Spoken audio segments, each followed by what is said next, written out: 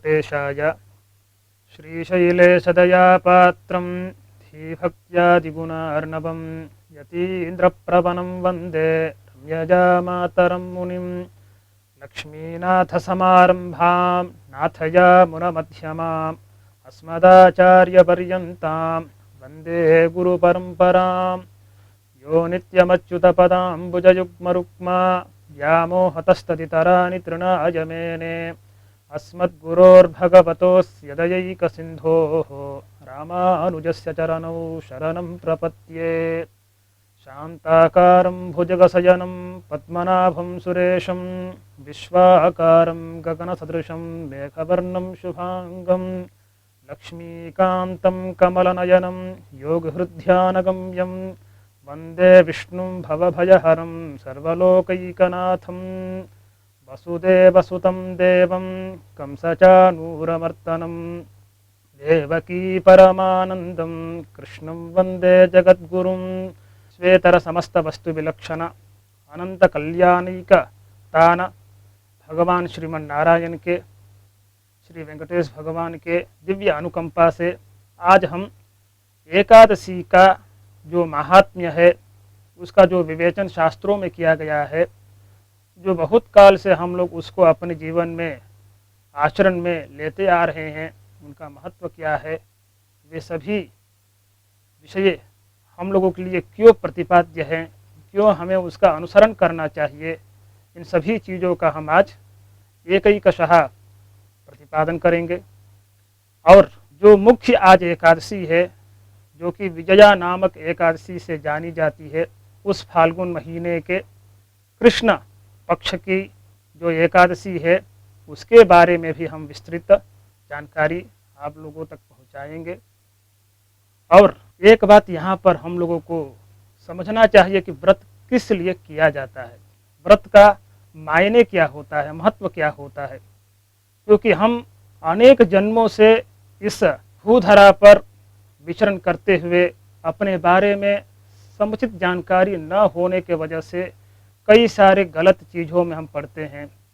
अपने आत्मा के बारे में सही जानकारी नहीं होने की वजह से हम भगवत विमुख होकर उसी विषय को सत्य समझकर हम समझते हैं कि यही हमारा जीवन का आधार है, इसके ऊपर कुछ भी नहीं है जीवन में पाने के लिए। सो लौकिक चेष्टाओं को ही हम अपने जीवन का प्रमुख सुख का साधन मानते हैं, लेकिन वास्तव में ऐसा नहीं है। क्योंकि कहा गया है मन एव मनुष्याणां कारणम बंध मोक्षयोः। जो मन है ना, उस अगर मन को हम नियंत्रण में रख लेते हैं, नियंत्रण कर लेते हैं, तो उस मन के प्रभाव से हम किसी भी परम गति को प्राप्त कर सकते हैं। क्योंकि मन ही बंधन और मोक्ष का कारण होता है। अगर हम गलत चीज़ों में पड़ेंगे, अगर हम गलत संगति में पड़ेंगे, तो उस संगति के प्रभाव से हमारी भी जो मन की चेष्टा होगी वो गलत चीज़ों में ही जाएगी। क्योंकि संगति के वजह से ही सही और गलत चीज़ों का प्रभाव हमारे मन पर पड़ता है। इसीलिए हमें यथासंभव जितना हो सके उतना हमें अच्छे नियमों में अपने आप को बांध कर रखना चाहिए। अच्छी संगतियों का हमें असर भगवान की ओर लेकर जाता है, अच्छे कर्मों के लिए हमें प्रेरित करता है और भगवान के कृपा का पात्र बनाता है।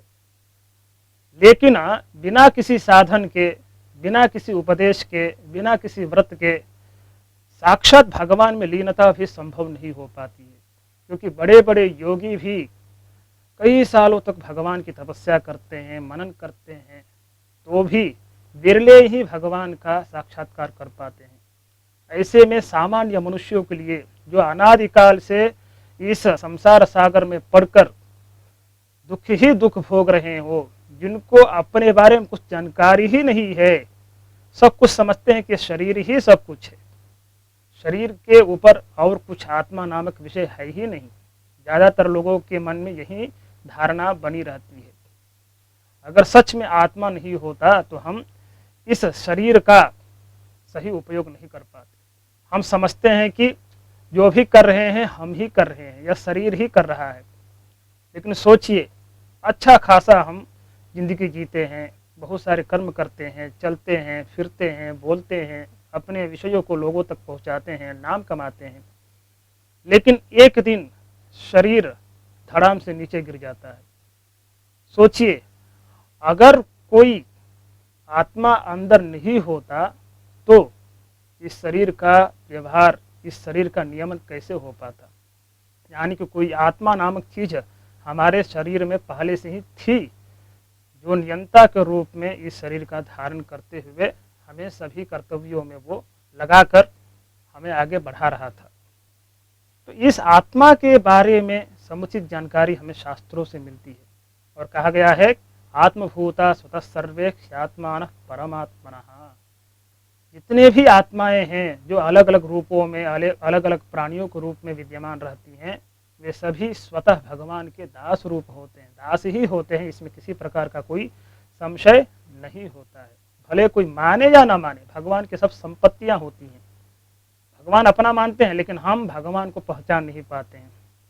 भगवान बार बार अनेक अवतारों के रूप में अनेक आचार्यों के अवतरण कराकर उनके माध्यम से ये जानकारी समय समय पर देते रहते हैं कि देखो, तुम्हारे मोक्ष का साधन यही है, बहुत ही सरल है, शरणागति कर लो, भक्ति मार्ग पर चलो।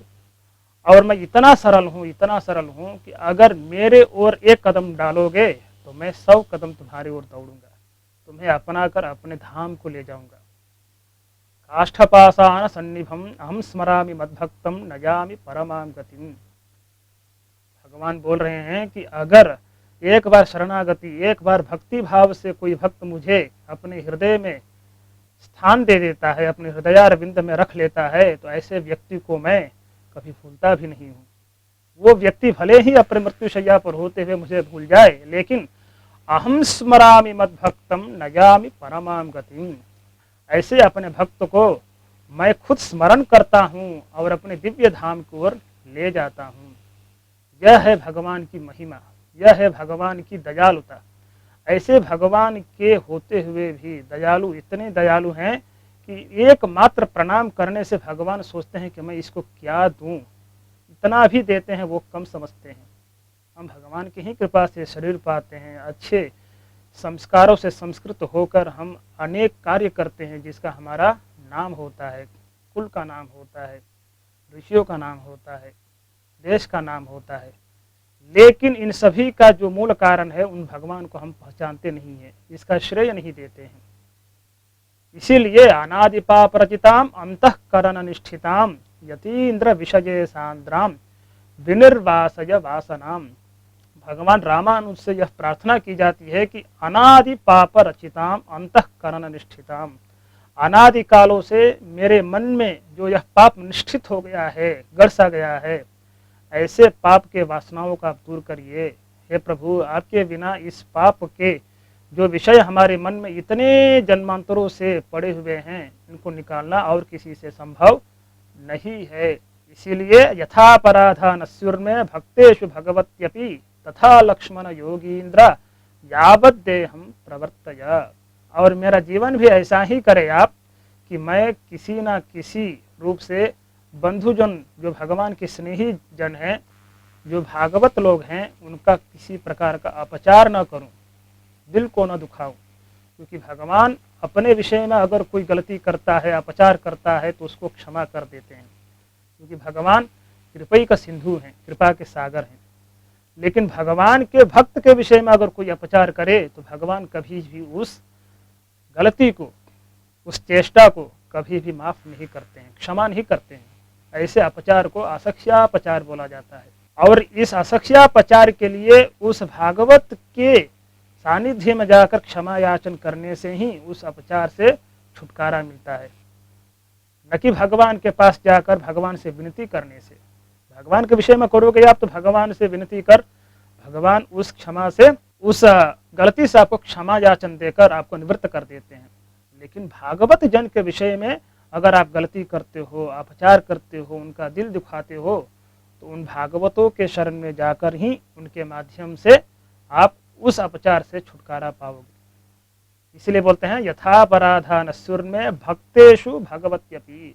भगवान और उनके जो भक्तगण भागवत हैं, इनके विषय में कभी भी अपचार न हो। इसलिए यथापराधा न सुरमे भक्तेषु भगवत्यपि तथा लक्ष्मण योगींद्र यावत देहम प्रवर्तय। जब तक मैं इस भूधरा पर हूँ तब तक मेरी जो जिंदगी की दशा है ऐसी ही बनी रहे, आपके ही ग्रंथों का मैं अनुसरण करता रहूं, जिसके माध्यम से भगवान के विषय में भक्ति हमेशा बनी रहे और मैं भगवत भक्तों का कभी अपचार न कर पाऊं। तो ये सब आत्मा के विषय में अगर अच्छी जानकारी हो जाए शास्त्रों के माध्यम से कि भगवान हमारे स्वामी हैं और जो मैं आत्मभूत हूँ, जो शरीर का संचालक हूँ, मैं या इस अनित्य जो शरीर है उसके माध्यम से कुछ दिन मैं भगवान के प्रिय कार्य कर पाऊँ और अंततोगत्वा भगवान के दिव्य सानिध्य को प्राप्त करूं। ऐसा कर्म करूं कि भगवान के मुखोल्लास हो, भगवान के मन में संतुष्टि हो कि चलो इसको मैंने भूधरा पर भेजा तो कुछ तो भागवतों के लिए, कुछ तो मेरे मुखारविंद के उल्लास हेतु कुछ तो अच्छे कर्म किए। तो भगवान के लिए ही हमें अच्छे कर्म करने चाहिए ताकि भगवान जो परम पिता हैं हमारे सभी के, त्वमेव माता च पिता त्वमेव त्वमेव बंधुश्च सखा त्वमेव सर्वम मम देव देव इत्यादि श्लोक से हम स्पष्ट जानते हैं कि भगवान ही हमारे सत्य माता पिता हैं, भगवान ही हमारे सच्चे बंधु हैं, वही धन है हमारे, वही सब कुछ है। तो ऐसे भगवान से विमुख होकर हम लौकिक विषयों को जो अनित्य हैं, जिसका कोई आधार नहीं है, जिसका कोई किसी प्रकार का कोई अस्तित्व नहीं है भगवान के बिना, ऐसे चीज़ों को हम नित्य परम मानकर उसी के पीछे भागते हैं, उसी के पीछे दौड़ते हैं। लेकिन यह सच्चाई नहीं है। कारणं तु ध्येयः, सभी विषयों को जो कारण है, जो परम पुरुषार्थ का दाता है, क्योंकि सबसे बड़ा सुख कोई समझता है कि धन ही है। करोड़पति बन जाएंगे, बड़े बड़े मकान होंगे, गाड़ियाँ होगी, तो हम लोगों के नज़रों में पड़ेंगे, हमें लोग कहेंगे कि सबसे बड़ा धनवान है, प्रतिष्ठित आदमी है। लेकिन ये सब क्षणभंगुर है, कुछ दिनों के लिए है, कुछ भी चीज़ निश्चित नहीं है। आज रहेगा कल जा भी सकता है। शरीर ही अनित्य है तो बाकी शरीर के माध्यम से संपादन किए जाने वाले विषयों का कोई अस्तित्व बनता ही नहीं है। इसीलिए हमें इन जो अल्पकालिक सुख हैं, इन अल्पकालिक सुख से बढ़कर जो नित्य शाश्वत सुख देने वाले जो भगवान हमारे हैं, उन भगवान की शरणागति करनी चाहिए। उन भगवान की हमें अनेक व्रतों के माध्यम से आराधना करनी चाहिए ताकि हमेशा हमारा मन भगवान के ही नित्य चरणों में लगा रहे और हम भगवान के कृपा के पात्र बन पाएं। और ऐसे सुख को हम कहते हैं मोक्ष, क्योंकि मोक्ष के अलावा और कोई परम सुख हो ही नहीं सकता है। जितने भी लोग कहते हैं कि मोक्ष को प्राप्त हो गए, यानी कि भगवान के दिव्य सानिध्य जो मतलब शैव हो वो शिवलोक को प्राप्त हो सकता है, जो भगवत स्नेही लोग होते हैं वो भगवान की दिव्य धाम जो वैकुंठ बोला जाता है उसे प्राप्त करते हैं। तो अपने अपने मत के अनुसार, अपने अपने आचार्यों के अनुसार जो भी दिव्य पथ आपको दिखलाए जाएं, उनका सही अनुसरण हमें सात्विक मन से करना चाहिए। क्योंकि हमारे मन में राजसिक प्रवृत्तियां, तामसिक प्रवृत्तियां ज़्यादा रहती हैं। संसार में रहते हुए भगवान के चरणों में नित्य मन लगाकर रहना बहुत ही असाध्य माना जाता है, क्योंकि अनेक जन्मों से हम इस संसार सागर में पड़े हुए हैं। उसका प्रभाव तो रहेगा ही रहेगा, क्षण मात्र में तो हम उसे गायब कर नहीं सकते। इतने बड़े हम तपस्वी, इतने बड़े महामुनि तो है नहीं। बड़े बड़े महामुनि भी तपस्या करते करते करते करते कभी उसे भंग होकर, उससे कभी च्युत होकर भगवान के इतर अन्य लौकिक विषयों में भी लग जाते हैं।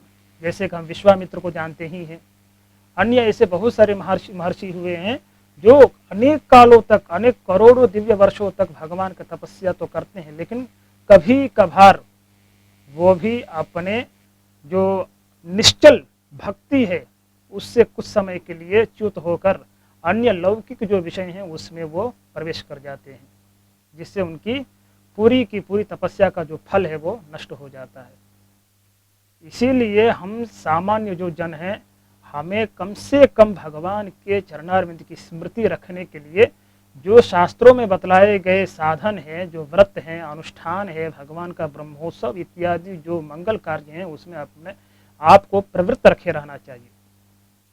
तपस्वियों की तरह तपस्या करने की जरूरत नहीं है, शरीर को तपाने की जरूरत नहीं है।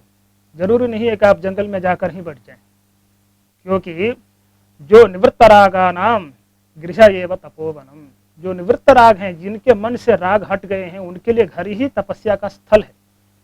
आप जंगल में जाओगे, वहां पर जाकर सोचोगे कि कोई एकांत स्थान है, वहां पर बैठकर मैं तपस्या कर कर भगवान को प्राप्त कर लूंगा, लेकिन मन में अगर आपके राग द्वेष इत्यादि जो षड आरिवर्ग हैं उनको आप नहीं निकालोगे, तो फिर आप वन में रहें चाहे घर में रहें, आपके लिए एक ही है। घर में रहते हुए भी अगर आप इन सभी षट आरिवर्गों से विमुक्त हैं, वैराग्य से संपन्न हैं आप, और भगवान के चरणारविंदों में आपकी बुद्धि लगी है, तो आप ही परम तपस्वी हैं, आप ही सबसे बड़े मुनि हैं। इसीलिए हमें अपने मन के जो कचड़े हैं, जो कुबुद्धियां हैं, उसे हमें निकालनी चाहिए। और इसको निकालने का सबसे परम साधन यही है कि हम जो अपने आचार्यों के माध्यम से बताए गए मार्ग हैं, जो अनुष्ठान हैं, जो कर्तव्य हैं, उसे हमें सही समय पर निभाना चाहिए। क्योंकि इन शास्त्रों का जो वचन है ना, यह भगवान की ही आज्ञा माने जाते हैं। श्रुति स्मृति ममैवाज्ञा यस्ताम उल्लंघ्य वर्तते आज्ञा छेदी ममद्रोही मद्भक्तोपि अवैष्णवः।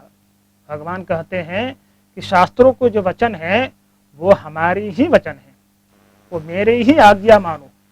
उन आज्ञाओं का जो उल्लंघन करता है, ऐसा अगर कोई व्यक्ति मेरा वैष्णव भी हो, भक्त भी हो, तो वो द्रोही कहलाएगा। अब हम भगवान के अगर वचनों का उल्लंघन न करें तो द्रोही तो माने जाएंगे। इसलिए बहुत ही सतर्क होकर शास्त्रों के जो भी नियम है, यथाशक्ति हमें उसे पालन करना चाहिए। इसी में से एक अनुष्ठान है एकादशी। एकादशी के बारे में तो हम सभी ने सुना होगा, लेकिन एकादशी का जो मूल उद्देश्य है उसे हम नहीं जान पाते हैं। हम समझते हैं कि केवल उस दिन भूखा रह जाएं तो एकादशी है। कुछ लोग क्या करते हैं कि एकादशी दिन केवल अन्न का परित्याग तो करते हैं, लेकिन उदर पूर्ण कर लेते हैं। बहुत प्रकार के फल, बहुत प्रकार के जो ऐसे व्यंजन होते हैं, उसे उस दिन भरपूर्ण उसका सेवन करते हैं और सोचते हैं कि केवल मैंने अन्न का परित्याग कर दिया तो मेरा एकादशी हो गया। ऐसा नहीं है। किसी भी विषय का एक मूल उद्देश्य होता है, और उद्देश्य क्या है? भगवान के मन की तृप्ति, भगवान के मुख का उल्लास होना चाहिए। उस दिन अगर हम भगवान के जो भी बताए गए मार्ग हैं, जो पथ हैं, जो उनके अनुसरण करने योग्य विषय हैं, अगर उसका हम अनुसरण नहीं करते हैं, भगवान का भजन नहीं करते हैं, भगवान के मुख के उल्लास हेतु अगर हम भगवान का कीर्तन नहीं करते हैं, उनके बारे में हम चिंतन नहीं करते हैं, तो ऐसे एकादशी के दिन अगर आप पूरे दिन भूखे भी रहें तो भी उसका कोई फायदा नहीं है, फल नहीं है। हमेशा उसका उद्देश्य हमेशा मन में एकदम निश्चित होना चाहिए कि हम क्यों कर रहे हैं। और वैज्ञानिक दृष्टया भी देखा जाए, लौकिक दृष्टया भी देखा जाए, पारमार्थिक दृष्टया भी देखा जाए, पारलौकिक दृष्टया भी देखा जाए, तो एकादशी व्रत का जो महात्म्य है, जो प्रभाव है, बहुत ही अति उत्तम माना गया है। हम सभी दिन ऐसे ऐसे व्यंजनों का सेवन करते हैं जो व्याधि के घर कर कर जाते हैं, व्याधियों का स्थान बन जाता है हमारा शरीर। शास्त्रों में भी बताया गया है कि किस प्रकार का भोजन हमें करना चाहिए, किस प्रकार का भोजन नहीं करना चाहिए। बहुत ही मसाले वाले भोजन लोग करते हैं, ऐसे भोजन को हम लोग असात्विक कहते हैं, तामसिक राजसिक होता है। बहुत ही सात्विक रूप से भोजन बनाकर भगवान का स्मरण करते हुए प्रसाद हमें बनाना चाहिए, और भगवान को सेवन कराकर ही नैवेद्य बोला जाता है, निवेदन कर कर ही हमें उस प्रसाद का ग्रहण करना चाहिए, ताकि हमारे मन की जितनी भी कुप्रवृत्तियां हैं, जो भी गलत धारणाएं हैं, जो भी हमारे मन में पाप बैठे हुए हैं, वो दूर हो जाएं। इस भगवान के मतलब प्रसाद के ग्रहण करने से ऐसा प्रभाव हमारे मन में आता है, सात्विक वृत्तियां प्रवृत्त होती हैं। इसीलिए हमें भगवान को भोग लगाकर ही, निवेदन कर कर ही हमें किसी भी प्रसाद का ग्रहण करना चाहिए। और ऐसा करने से क्या होता है कि हम कई जगहों पर जाते हैं तो वहाँ पर भी जाने अनजाने में अभक्ष भक्षण कर जाते हैं। अभक्ष यानी कि जिसे हमें भक्षण नहीं करना चाहिए उसका भी हम भक्षण कर लेते हैं। अब कहते हैं कि कोई बात नहीं, क्या करें, दोस्तों ने कह दिया तो हमने इसका सेवन कर लिया। लेकिन अगर हम यह प्रतिज्ञा कर ले कि किसी भी पदार्थ का हम भगवान को सेवन कराकर ही हम सेवन करेंगे, तो हमसे यह गलतियां हो ही नहीं सकती है। और इसका मुख्य उद्देश्य यही है, क्या है कि अगर आपका भोजन शुद्ध हो तो आपकी स्मृति भी दीर्घ स्मृति बनी रहती है। और भगवान के चरणार बिंदों में भक्ति भी हमेशा किसी प्रकार की चलायमान न होकर स्थिर रहती है। मन भी सात्विक रहता है, अच्छी चीजों में प्रवृत्त होता है। तो एकादशी के बहुत सारे महात्म्य हैं। लौकिक दृष्टिया देखा जाए तो हम इस एकादशी के माध्यम से क्या करते हैं कि अगर सही ढंग से इस एकादशी को हम अपनाएं तो हमारे शरीर में जो भूखे रहने से, उस दिन उपवास करने से, जिसे हम संस्कृत में उपवास कहते हैं, हिंदी में भी उसका ज़्यादातर प्रयोग होता है, उपवास करना। उपवास यानी कि उस दिन आपको कम से जो लौकिक और अलौकिक दोनों प्रकार के जो फल हैं, दोनों को देने वाली और बहुत ही प्रकार के जो जीवन में हमारी इच्छाएं होती हैं उनको भी पूरा करने वाली जो एकादशी है वह कई प्रकार से बतलाई गई है। जैसे कि उत्पत्ति एकादशी हो, वैसे ही जजा, विजया, प्रबोधनी इत्यादि 24 प्रकार के एकादशियां बताई गई हैं। अगर सही ढंग से, सही प्रकार से हम इस एकादशियों का व्रत का अनुष्ठान करें तो हमारे जीवन में अवश्य ही जो उत्तम फल होंगे वो जरूर प्राप्त होंगे। जो भी इच्छाएं हमारी होती हैं वो जरूर ही भगवान की कृपा कटाक्ष से अवश्य पूरे होंगे। तो एक प्रकार के लौकिक इच्छाओं को पूर्ण करने वाली भी ये होती हैं। और जो पारमार्थिक दृष्टिया देखा जाए, जो शास्त्रों के वचन के माध्यम से देखा जाए, जैसे कि सबसे उत्तम जो फल होता है वह मोक्ष बतलाया गया है, क्योंकि मोक्ष से बढ़कर हमारे जीवन में से सबसे बड़ा सुख कुछ हो नहीं सकता है। कुछ जो हमारे अल्पकालिक सुख होते हैं उनको पाने के पश्चात हम समझते हैं कि यही सबसे बड़ा हमारे जीवन का सुख है, इसके ऊपर, इसके पश्चात और जीवन में पाने के लिए कुछ है ही नहीं। यह हमारी सोच है, हमारी धारणा है। लेकिन अगर शास्त्रों के दिव्य दृष्टियों से देखा जाए, हमारे आचार्यों के, पूर्वाचार्यों की दृष्टि से देखा जाए, तो जो सबसे बड़ा फल होता है, सबसे बड़ा जो सुख होता है वह मोक्ष ही होता है। और मोक्ष को प्राप्त करने के लिए ही हमारे जितने भी आचार्य मुनिगण होते हैं वो तपस्या करते हैं, भगवान की प्रपत्ति करते हैं, शरणागति करते हैं, भगवान को पाने की चेष्टाएं करते हैं। अनेक प्रकार के जो भी ग्रंथ हमारे पूर्वाचार्यों के द्वारा रचित हैं उनका हम अनुसरण अगर सही ढंग से करें तो अवश्य ही भगवान की प्राप्ति हमारे लिए दुष्कर बात नहीं हो सकती है। क्योंकि बिना किसी अनुष्ठान के, बिना किसी भगवान के साधन के हम भगवान को प्राप्त नहीं कर सकते। ये सब अनुष्ठान हैं, जितने भी हमारे जीवन में बतलाए गए जो भी कर्म हैं, यह भगवान को आनंदित करने के लिए ही है। एक मात्र उद्देश्य यही है कि भगवान इससे संतुष्ट हो। चलो, हमारा जो पुत्र है, भगवान के 3 पुत्र माने जाते हैं, एक नित्य होता है और एक मुक्त होता है और एक बद्ध होता है। नित्य तो जैसे कि विश्वक्सेन हो, गरुड़ जी हो, लक्ष्मी जी हो, ये सब भगवान के नित्य पार्षद में आते हैं, भगवान के नित्य अनुयायी होते हैं। और जो मुक्त होते हैं वो जो संसार से विमुक्त होकर भगवान की सानिध्य को प्राप्त कर चुके होते हैं, ऐसे आत्मा को हम मुक्तात्मा बोलते हैं।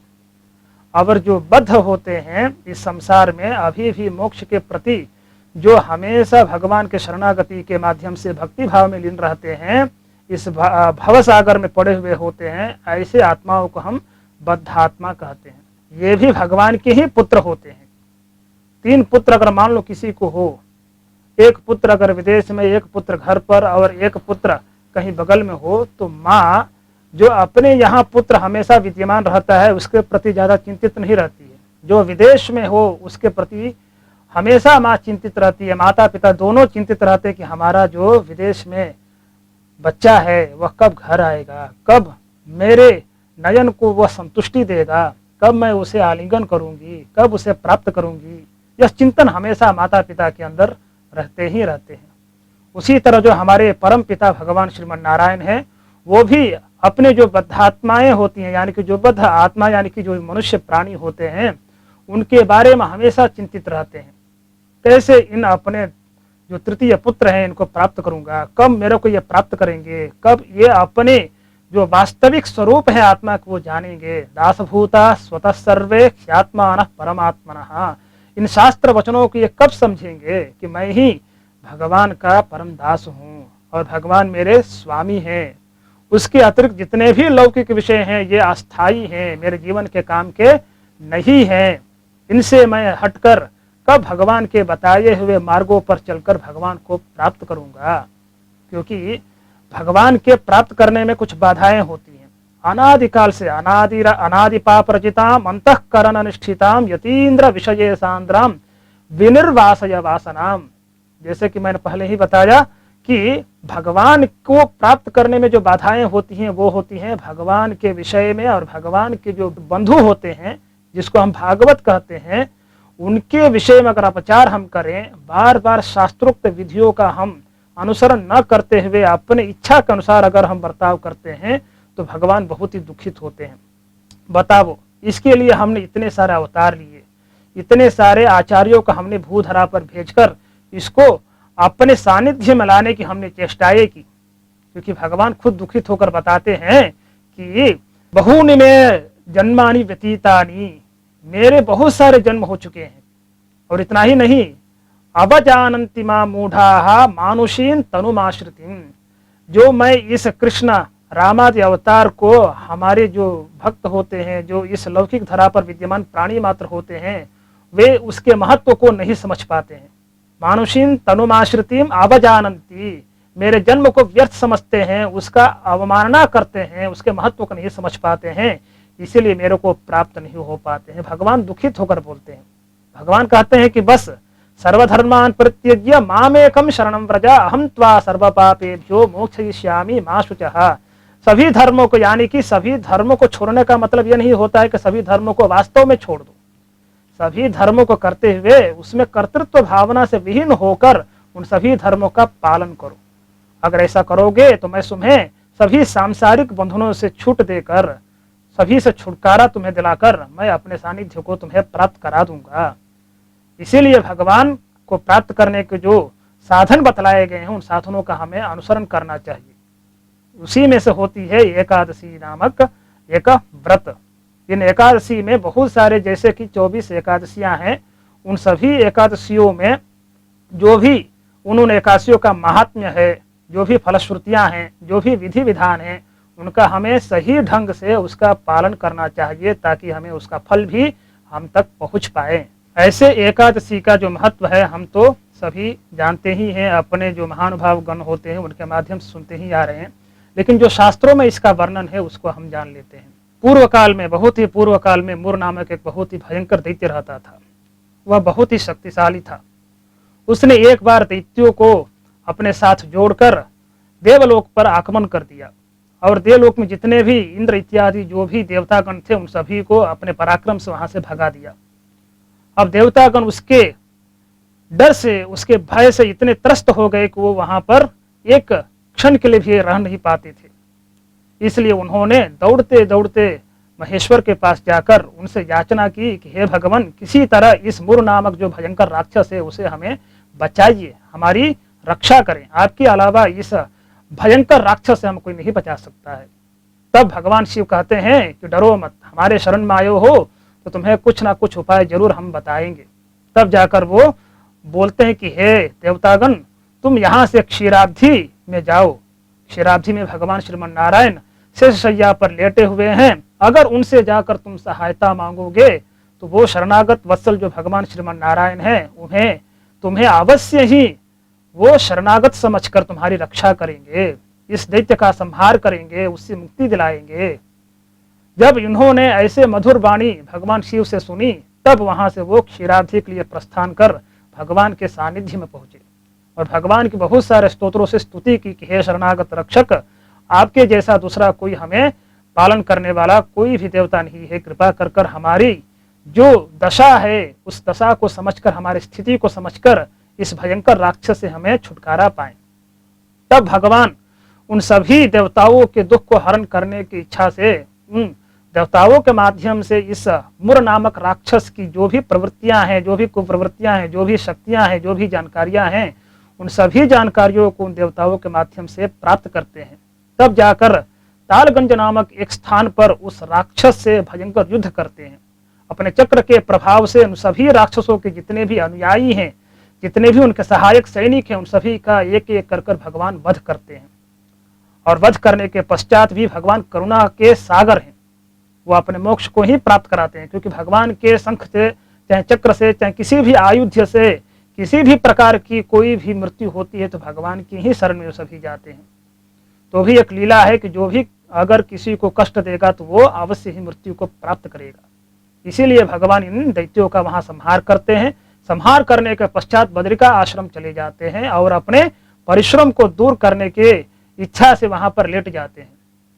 लेकिन जो मूर नामक राक्षस था वह अपने अहंकार से प्रेरित होकर वहां भी पीछा करते करते भगवान के सानिध्य तक बद्रिका आश्रम में पहुंच जाता है।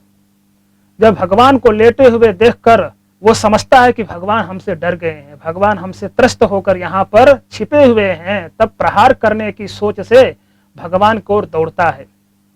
तभी भगवान के दिव्य शरीर से एक दिव्य कन्या उत्पन्न होती है और वह उस भयंकर राक्षस से युद्ध करने की इच्छा से उसे ललकारती है कि अगर तुम मुझसे युद्ध करना चाहते हो तो अभी युद्ध करो। तब जाकर वह मूर नामक राक्षस उसे युद्ध करता है और अंततो गत्वा वह जो कन्या थी वह अपने पराक्रम से उस मूर नामक व्यक्ति को वहीं पर परास्त कर देती है, छिन्न भिन्न कर देती है।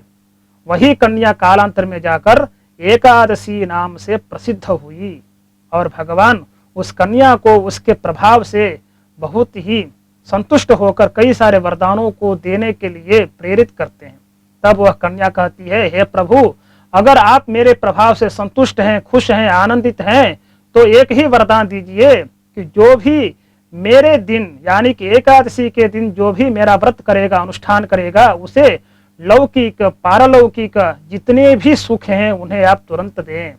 आप उन लोगों को सभी इच्छाओं को पूरा करें, यही मेरी अभिलाषा है, यही आपसे प्रार्थना है।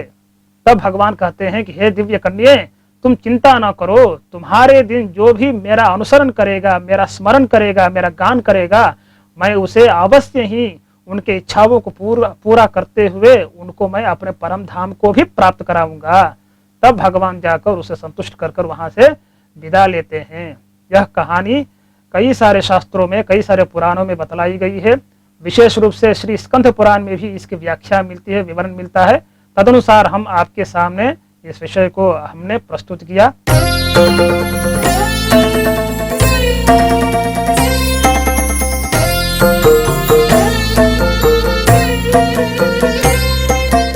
श्रियः कान्ताय देवाय कल्याण निधये निधयेऽर्थिनां श्रीवेङ्कटनिवासाय श्रीनिवासाय मंगलम्।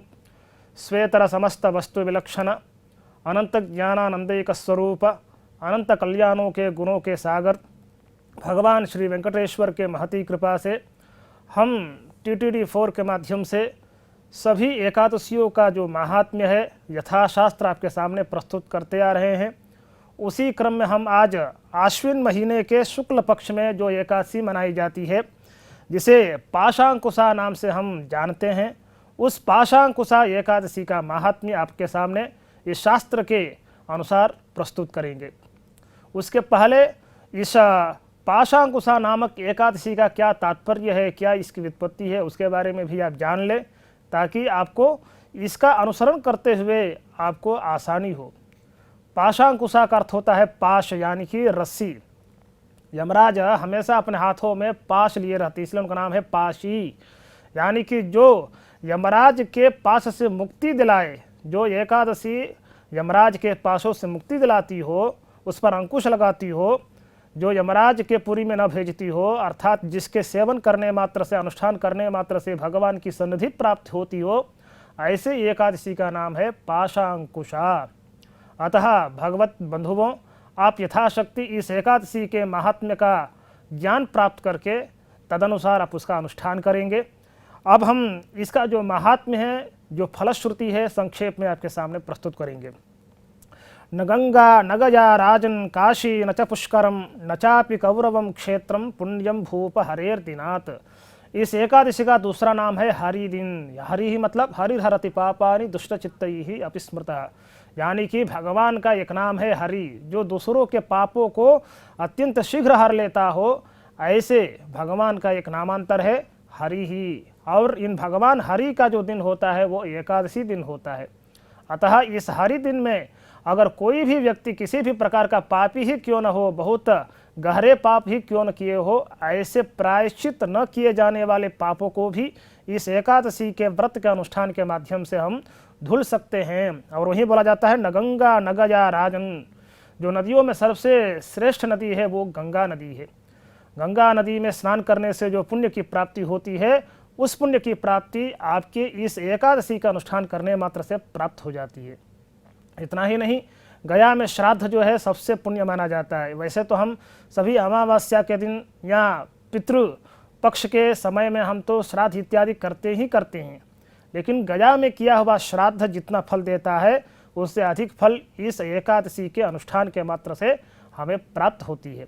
अतः बंधुओं, उतना ही नहीं, पुष्कर में भी और सभी तीर्थों में सबसे अगर उत्तम कोई तीर्थ हो तो उसे पुष्कर तीर्थ बोला जाता है।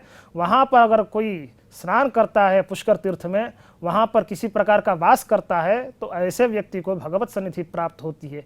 इन सभी को मिलाकर जो पाप आपके अंदर से छुटकारा मिलता है पापों से, उन सभी पापों को, और उतना ही नहीं, पापों को धुलकर और साथ ही साथ आपको अच्छे शुभ फल भी देने वाली अगर कोई एकादशी है तो वो है यह पापांकुशा नामक एकादशी। पाश और पापांकुशा दोनों नाम से जानी जाए, यानी कि पापों पर अंकुश दिलाने वाली, और नहीं तो पाश या इनकी जो यमराजपुरी से, जो यमपुरी से छुटकारा दिलाती हो हमें सभी पापों से, ऐसी एकादशी को भी हम पाशांकुशा नाम से जानते हैं। अब हम उन संवाद की ओर बढ़ेंगे जिन संवाद में भगवान श्री कृष्ण युधिष्ठिर को बताते हैं कि इन एकादशियों का क्या महात्म्य है, कैसे इनका अनुष्ठान करना चाहिए और इनके अनुष्ठान से क्या फल की प्राप्ति होती है। तो भगवत बंधु आगे बढ़ते हैं।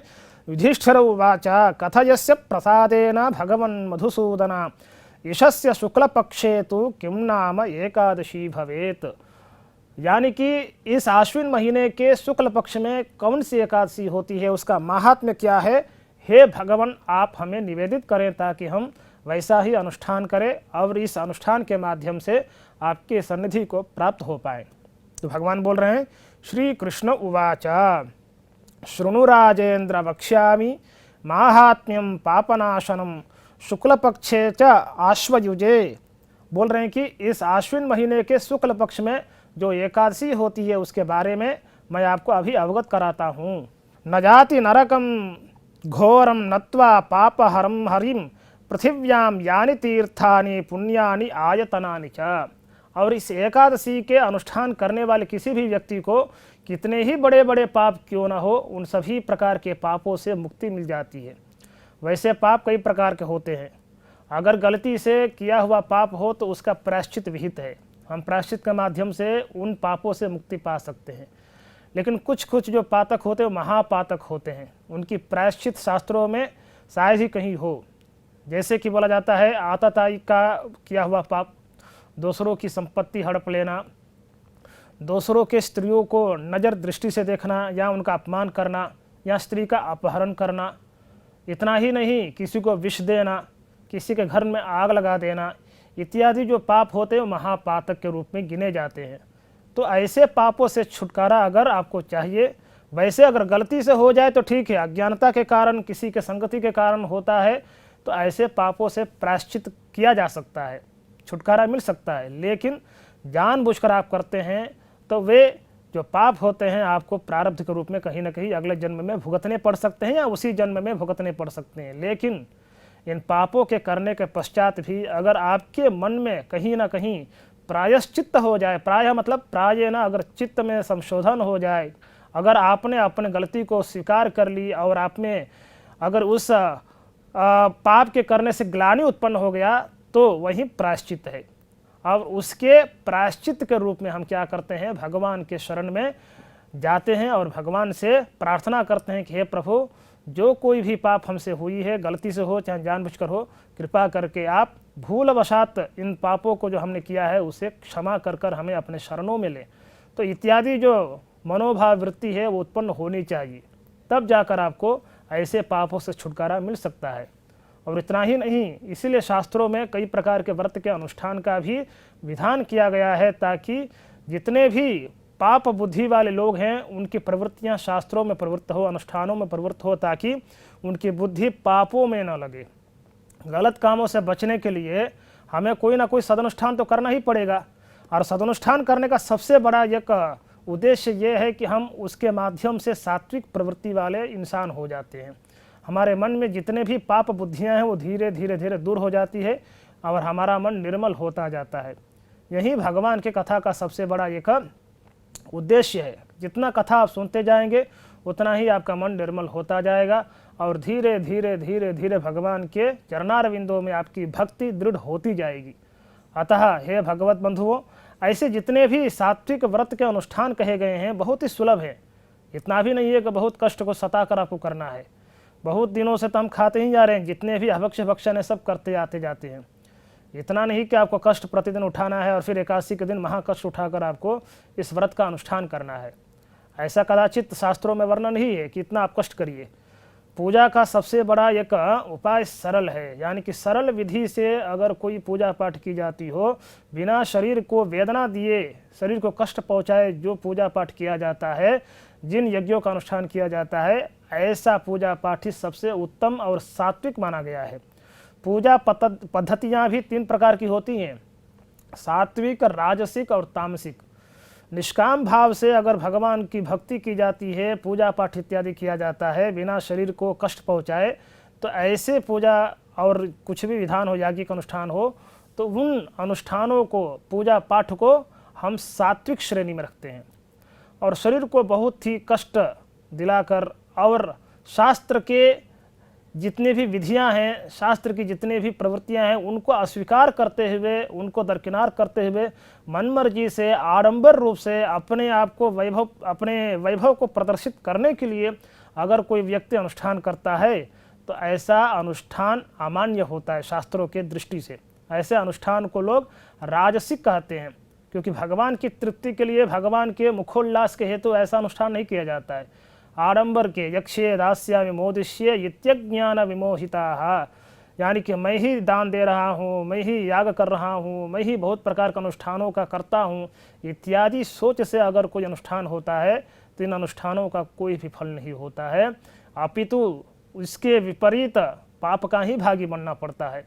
अतः बंधुओं, स्वल्प ही अनुष्ठान क्यों न हो, थोड़ा से ही अनुष्ठान क्यों न हो, बिल्कुल निर्मल मन से भगवान की भक्ति की जानी चाहिए, भगवान की प्राप्ति करने हेतु की जानी चाहिए। कोई भी हमारा कर्म हो, कोई भी हमारा सात्विक अनुष्ठान हो, उन सभी सात्विक अनुष्ठानों के माध्यम से भगवान की ही प्राप्ति करने की जो इच्छा है वो मन में होनी चाहिए। वही प्रयत्न होना चाहिए कि भगवान ही हमें प्राप्त हो, भगवान का ही मुखोल्लास हो।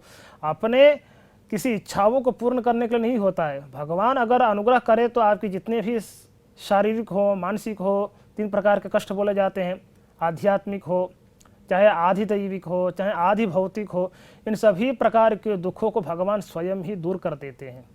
भले ही प्रारब्ध के अनुसार आपके दुख भोगने पड़े, लेकिन भगवान के अनुग्रह से, क्योंकि भगवान अघटित घटना सामर्थ्य हैं, अघटित न घटना यानी कि जो घटित नहीं हो सकता है उन विषयों को भी भगवान अपने सामर्थ्य से घटित करा देते हैं। यानी कि अनहोनी को भी जो होनी कर दे, यानी कि अनहोनी जो नहीं होना है उसे भी भगवान अगर घटित कर दें तो कोई आश्चर्य नहीं है। यामनाचार्य के विषय में हम ऐसे ही वृत्तांत को जानते हैं।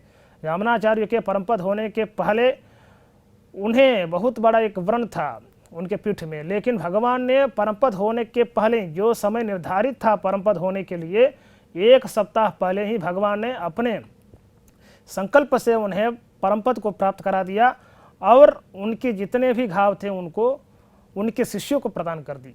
यानी कि भगवान अगर चाहें तो जो प्रारब्ध है उसे भी बदल सकते हैं। तो ये भगवान में एक सामर्थ्य है। भगवान पर विश्वास करें और जितनी भी सात्विक प्रवृत्तियां हैं उन्हीं में आप संलग्न रहें, ताकि आपकी मन की दशा अन्य उपायांतरों में ना जाए, अन्य किसी गलत प्रवृत्तियों में ना जाए, ताकि आप पाप के भागी बने। इसलिए ऐसे अनुष्ठानों का विधान शास्त्रों में किया गया है। और इतना ही नहीं, तो इन जैसे अनुष्ठानों का अगर आप आचरण करते हैं तो क्या क्या आपको प्राप्ति हो सकती है, कैसे आपके जीवन में बदलाव आ सकते हैं, उसके बारे में भी यहाँ पर भगवान श्री कृष्ण युधिष्ठिर को बता रहे हैं। पृथिव्याम यानि तीर्थानि पुण्यानि आयतनानि च तानि सर्वाण्यवाप्नोति विष्णोः नाम अनुकीर्तनात्। भगवान के कीर्तन से क्या क्या आपके जीवन में परिणाम आ सकते हैं, कैसे कैसे फल की प्राप्ति हो सकती है, उसके बारे में भगवान स्वयं ही अपने मुखारविंद से कह रहे हैं कि पृथिव्याम यानि तीर्थानि, इस पृथ्वी लोक पर जितने भी सबसे उत्तम तीर्थ स्थल माने गए हैं, जितने भी पुण्य स्थल हैं, उतना ही नहीं जितने भी प्रकार के व्रत बतलाए गए हैं, उन सभी व्रतों के अनुष्ठान करने से, उन सभी तीर्थ स्थलों के यात्रा करने से जिस फल की प्राप्ति होती है, उन सभी फलों की प्राप्ति इस जो एकादशी है, पाशांकुशा नामक एकादशी है, इसके अनुष्ठान करने से आपको प्राप्त हो जाती है। और इतना ही नहीं, न तेषां यमलोकश्च नृणां वै जायते क्वचित् उपोष्य एकादशी मेकां प्रसंगेनापि मानवाः। अगर किसी प्रसंग से भी, किसी के उपदेश से भी, किसी के प्रभाव में आकर अगर आप इस एकादशी का अनुष्ठान करते हैं, तब भी इस एकादशी का उतना ही महत्व होगा, उतना ही फल की प्राप्ति होगी जितना इसका अनुष्ठान करने वाले, भय से, भक्ति से अनुष्ठान करने वाले किसी व्यक्ति को प्राप्त होती है।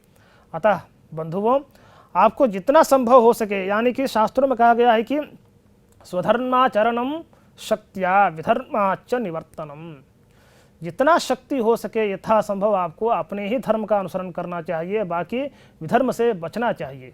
अतः अगर स्वल्प मात्र भी आप विधिवत किसी अनुष्ठान का पालन करते हैं तो उसका फल अवश्य ही आपको प्राप्त होगा।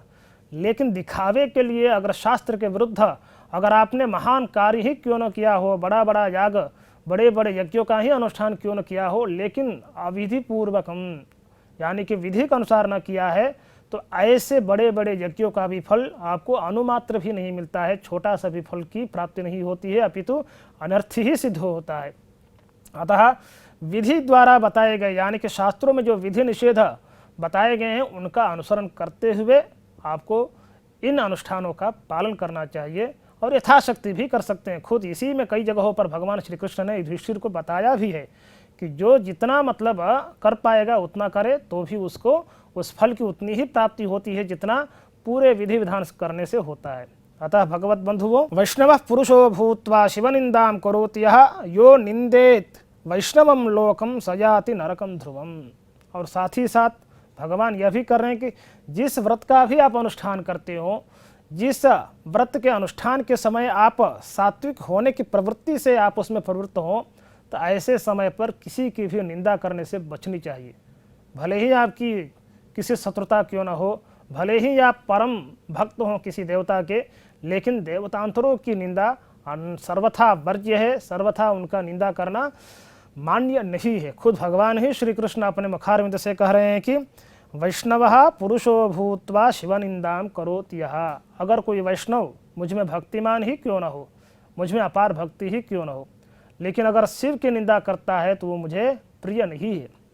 उतना ही नहीं, यो निंदेत वैष्णवम लोकम सजाति नरकम ध्रुवम। उतना ही नहीं, अगर अन्य देवताओं के भक्त भी अगर भगवान विष्णु की और भगवान के धाम की निंदा करता है, तो ऐसा व्यक्ति भी अवश्य ही घोर नरक को प्राप्त होता है।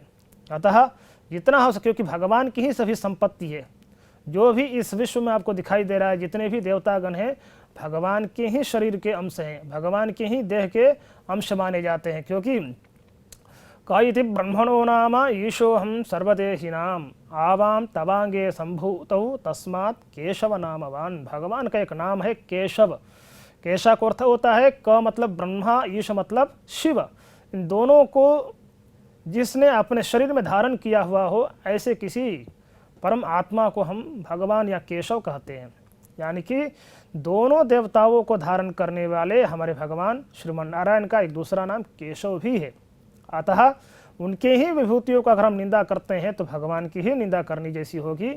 तो अतः किसी भी प्रकार की निंदा, किसी भी प्रकार का हमें उनके विरुद्ध आचरण नहीं करना चाहिए। आप भक्ति से भगवान की स्तुति करिए, भले मतलब शरणागत को भगवान की ही पूजा स्तुति का विधान है, तो इसका मतलब ये नहीं है कि आप किसी अन्य देवताओं की निंदा करें। शास्त्रों में यह भी कहा गया है कि भगवान से भक्तों की एक पति पत्नी का भी संबंध माना जाता है। नवविध संबंधों में यह भी है, भार्या भर्तृ का संबंध होता है। तो जैसे भार्या अनन्य मन से अपने पति के प्रति बिल्कुल ही वफादार होती है, अपने पति के प्रति एकाग्रचित्त होकर सेवा करती है, न कि अन्य पुरुषों की अपेक्षा करती है, ठीक उसी तरह हमें भी अनन्य मन से भगवान की भक्ति करनी चाहिए। इसका मतलब ये नहीं कि दूसरों को हम दूषित करेंगे। अगर कोई पातिव्रत्य से कोई स्त्री रहती हो तो भले ही अपने पति में संलग्न हो, पति में निष्ठा रखती हो, इसका मतलब ये नहीं कि दूसरे पुरुषों को वो निंदित करेगी, यानी कि निंदा का पात्र बनाएगी। ऐसा नहीं होता है। अतः अगर आप भगवान के चरणारविंदों में श्रद्धावान हैं तो भगवान की ही मतलब चरणारविंदों में श्रद्धा से बिल्कुल अपना समय व्यतीत करें। अन्य किसी भी देवताओं की निंदा से बचना चाहिए। इन्हीं विषयों को लेकर यहाँ पर कई सारे प्रमाण भी भगवान ने प्रस्तुत किए हैं। आगे, यावत् न उपोष्यते जंतुः पद्मनाभ दिनं शुभम तावत् पापानि देहेऽस्मिन् तिष्ठन्ति मनुजाधिपा। और भगवान इतना भी नहीं, आगे भी करें कि अगर इस एकादशी के दिन जब तो कोई भी जंतु, कोई भी प्राण से अधिष्ठित अगर जंतु जीवात्मा अगर इस एकादशी के दिन व्रत का अनुष्ठान नहीं करता है, तब तक उसके सारे के सारे पाप उसके शरीर में बंधे रहते हैं। उन पापों से निवृत्ति उसे नहीं मिलती है। अतः निराहार होकर भगवान के चरणारविंदों में अनन्य मन से संलग्न होकर इस व्रत का अनुष्ठान करना ही चाहिए। यह सभी के लिए बाध्य है, क्योंकि ऐसा नहीं है कि इसमें छोटे बच्चे हो, चाहे वृद्ध हो, चाहे युवा हो, वही करें। बाल से लेकर वृद्ध पर्यंत जितने भी सशक्त लोग हैं, जितने भी लोग इस व्रत का अनुष्ठान करने में सक्षम हैं, उन सभी को इस व्रत का अनुष्ठान करना ही चाहिए, ताकि भगवान की प्रीति का भाजन बने। आगे करें कि नैकादशी समम किंचित त्रिशिलोकेषु विद्यते व्याजेनापि कृता राजन न दर्शयति भास्करिम। इतना ही नहीं, जाने अनजाने में कई प्रकार के असंख्य पापों को हम करते हैं। एक ही प्रकार का पाप नहीं है, यानी कि चलते समय कोई जीव जंतु की मृत्यु हो जाती है। उसी तरह कुएं से पानी निकालते समय बहुत सूक्ष्म से सूक्ष्म जीव जंतु भी मारे जाते हैं। झाड़ू लगाते समय भी सूक्ष्म जंतु मारे जाते हैं। पीसते समय भी जंतु मारे जाते हैं। तो हम देखें तो जाने में भी अनजाने में भी कई प्रकार के पाप हमसे होते ही होते हैं। तो इन सभी पापों से विमुक्ति अगर चाहिए तो आपको इस व्रत का अनुष्ठान करना चाहिए। अगर आप इस व्रत का अनुष्ठान करते हैं तो क्या होता है कि व्याजेनापि कृता राजन न दर्शयति भास्करम। अगर व्याज से किसी कारणवश भी अगर कोई मनुष्य इस व्रत का अनुष्ठान करता है तो भास्करिम नैव दर्शयति। भास्करी मतलब भास्कर से अपत्यम पुमान, भास्कर ही, यानी कि यम का दर्शन नहीं होता है। यम का दर्शन मतलब कोई नरक को प्राप्त नहीं होता है। अतः पाशांकुशामुपोष्यैव आश्विने चासिते तरे सर्व पाप विनिर्मुक्तो हरिलोकम स गच्छति। अतः अगर कोई व्यक्ति इस हरिवासर मतलब हरि का दिन, भगवान का दिन, इस भगवान के दिन अगर इस एकादशी का व्रत का अनुष्ठान करता है तो सभी प्रकार के पापों से विमुक्त होकर, यानी कि पाप करते हुए भी अगर व्यक्ति व्याजेनापि किसी कारणवश किसी के उपदेश से प्रभावित होकर भी इस एकादशी का अनुष्ठान करता है तो यम लोक से छुटकारा तो मिलता ही मिलता है। अपितु जो पुरुषार्थ बोला जाता है, जिसे प्राप्त करने के लिए हजारों हजारों वर्ष तक ऋषि मुनि तपस्या करते हैं, जिन्हें प्राप्त करने के लिए हम शास्त्रों का अध्ययन करते हैं, उसके अनुसार अनुष्ठान कर कर भगवान को प्राप्त करने की चेष्टा करते हैं, उन भगवत धाम हम बहुत ही सुलभता से प्राप्त कर सकते हैं। तो पाशांकुशाम उपोष्यैव आश्विने च असिते तरे, यानी कि इस आश्विन महीने में कृष्ण पक्ष में जो आने वाली एकादशी है, उस पाशांकुशा का अनुष्ठान करने से सर्व पाप विनिर्मुक्त, सभी पापों से विनिर्मुक्त होते हुए हरिलोकम स गच्छति, वह व्यक्ति हरिलोक को, भगवान को प्राप्त हो जाता है। और उस धाम को प्राप्त करने के पश्चात पुनः उसे इसना पड़ता है, क्योंकि पुनरपि जननम पुनरपि मरणम पुनरपि जननी जठरेश जनम, यानी कि कोई भी व्यक्ति अपने पुण्य और पाप के माध्यम से किसी न किसी प्रकार का फल भोगता ही है। हमारे लिए पुण्य और पाप दोनों समान ही हैं। पुण्य करेंगे तो भी वह प्रारब्ध के रूप में आपको किसी न किसी लोक की प्राप्ति कराएगा, पाप करेंगे तो तदनुसार आपको किसी न किसी अल्प योनि में जाना पड़ेगा। तो दोनों हमारे लिए एक प्रकार के बेड़ियाँ ही है।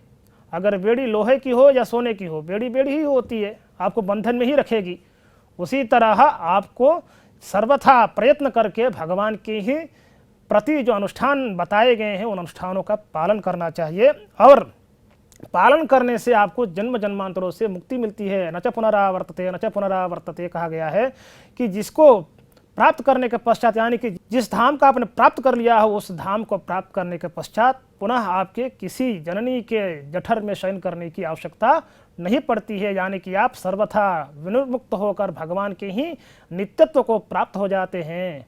तो ऐसा प्रभाव इस एकादशी का अनुष्ठान करने से देखने को मिलता है। फिर बोलते हैं कि तड़ाग आराम सौधानां सत्राणां पुण्यकर्मणां कर्तारो नैव पश्यन्ति धीराः तां यम ईदृशाः किमत्र बहुनोक्तेन यान्त्यधर्मेण दुर्गतिम आरोहन्ति दिवं धर्मैः। यानी कि बहुत सारे मतलब मन पूर्वक अगर किसी प्रकार के पाप हुए हों तो उन पापों की तो प्रायश्चित बहुत ही असंभव है, लेकिन भगवान इतना तक कर रहे हैं कि अगर गलती से ही सही या जानबूझकर ही सही किसी भी प्रकार के पाप आपने किए हो, लेकिन किसी न किसी प्रकार की संगति करो और संगति के प्रभाव से आकर इस एकादशी का अगर अनुष्ठान करते हो तो उन जानबूझकर किए हुए पापों का भी इससे प्रायश्चित हो जाता है, यानी कि आप उसे विनिर्मुक्त हो जाते हैं।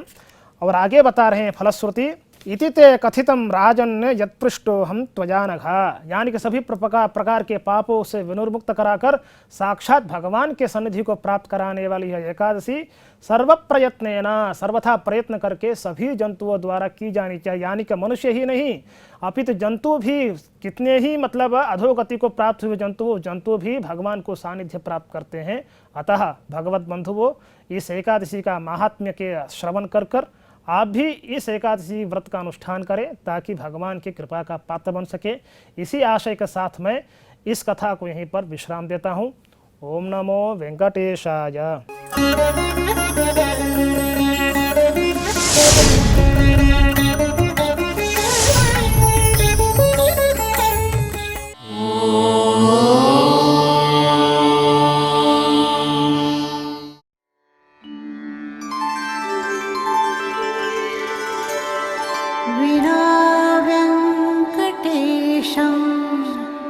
ननाथो ननाथः सदा वेङ्कटेशं स्मरामि स्मरामि।